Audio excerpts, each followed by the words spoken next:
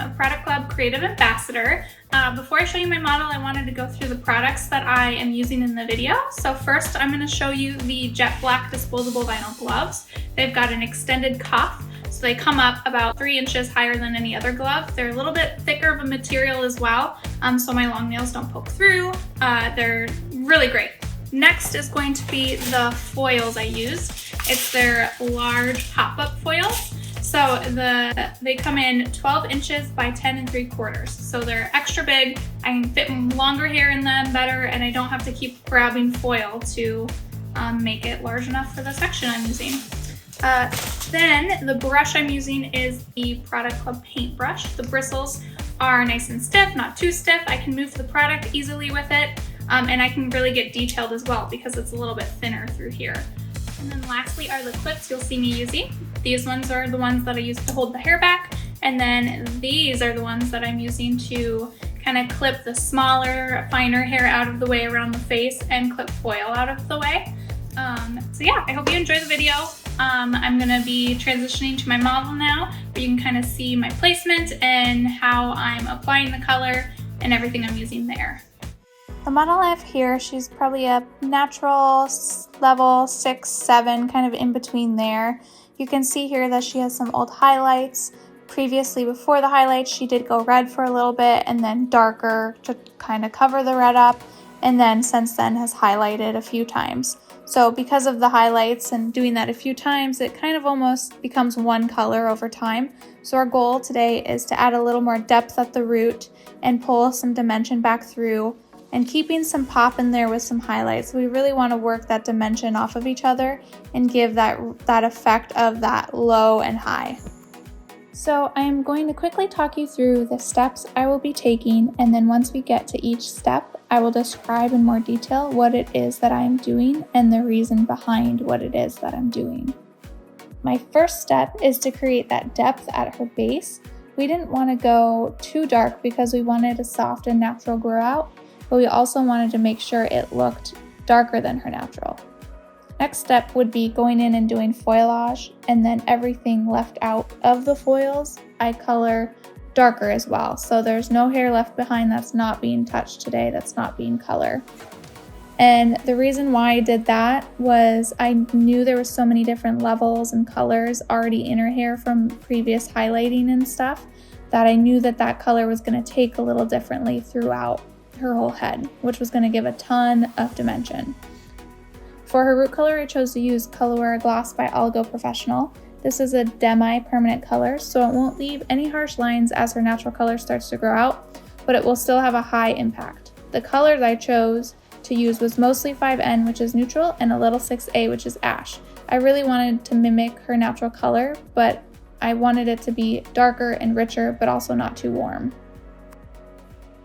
My next step is moving on to the foilage portion, and here you're going to see I weaved out a kind of a smaller, thinner section towards the back of her head, and this I just wanted to make sure we didn't have like a black hole back there. If she ever wore her hair up, I still wanted there to be somewhat of a highlight there, and I did just a soft back comb because that's just going to help diffuse any lines that could occur.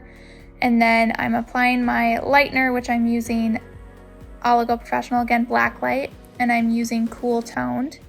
I believe I'm doing 20 volume, and then I'm also adding Virtue Labs Color Kick to my lightener, and that just helps like save it from damage, which is incredible.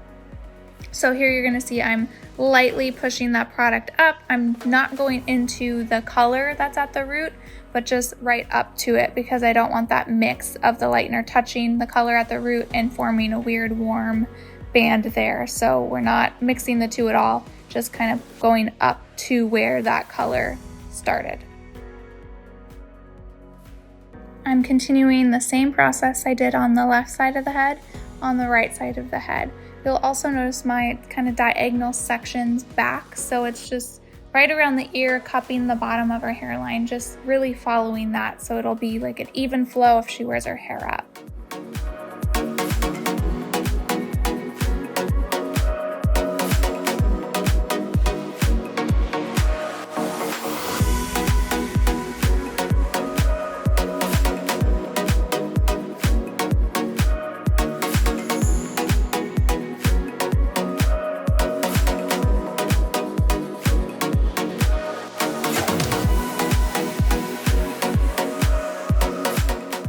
My next sectioning process is doing 2 diagonal back sections again. And I do this because when you pull that hair to the front, which most people who have this length of hair, they're gonna pull their hair over their shoulders to the front. I really wanted that underneath to kind of pop and come through from the back. So I angle that sectioning that way it's gonna fall and overlay on top of that highlight underneath it and still have that highlight kind of pop through, but then you're gonna see that depth and darkness as well on top of it. So those two are really gonna work off of each other and give that nice pop. This is the low light I'm adding through. It is the same color as the root color I did, so it's 5N and 6A. Again, mostly 5N and a little bit of 6A. I'm fully saturating roots to end the color. I really want to get that dimension roots to ends, and I want more brown in there than I do blonde. My next sectioning will be straight across from the top of the left ear to the right ear. Now this is going to be quite a large section. I then weave out some of the hair on top of that section and then clip that out of the way. I then weave out a bottom part of the section, and that is put into a foil with soft back combing. Next, I am coloring the hair in between those 2 sections dark. Then the top part of that section is also put into a foil with soft back combing. I like to work in these large sections when I'm making somebody overall darker and have more of a brunette feel, because I can visualize it a lot better. And I can see as I'm grabbing the hair how big those sections are that I'm using and visualize what I want dark and what I want light. So this section here, you can see I weaved out the top part of what's left, and I kind of move that out of the way. Now I'm weaving out the top part of what is left of the section, and this is what I'm going to paint light. And I did some soft back combing on this as well.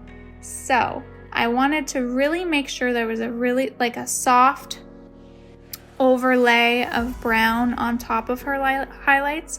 So that is what that very top small section was that I weaved out. That is going to be colored dark. And now everything underneath this highlight that I'm painting now is going to be made dark. So you're gonna see with my highlight here, my foilage, I am painting my section as if it was hand painting balayage. And I'm really saturating my sections, and I'm getting heavy saturation of product towards the top of my section. Again, not overlapping into where the hair color is, because I don't want that weird band of warmth because they touch each other and don't process the same. But I'm really pushing that color through my section to really get that saturation. And then once I place that foil underneath, that's when you're gonna get that full saturation. And I even, to ensure I get that saturation, put some lightener on my foil before I place the foil where I wanted it to be. This is just going to ensure that I have even lift and I have the most impact with my lift. The approach I'm taking to where I am wrapping all the hair up into one foil, I did this on purpose because her ends were already so light. If her hair was any longer, then I most definitely would have added another foil and not put the hair on top of itself inside of the foil.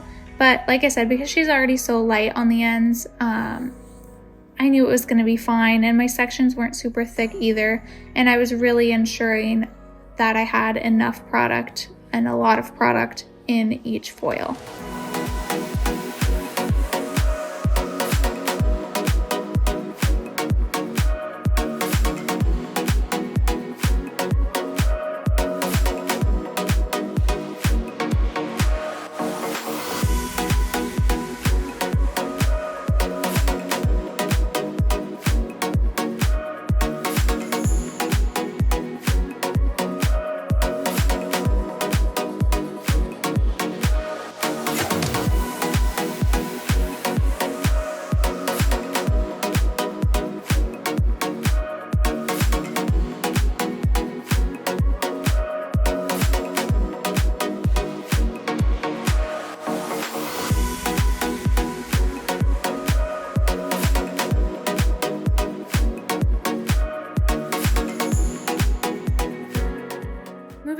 the sides of her head, I am doing pretty much the same sectioning as I did in the back.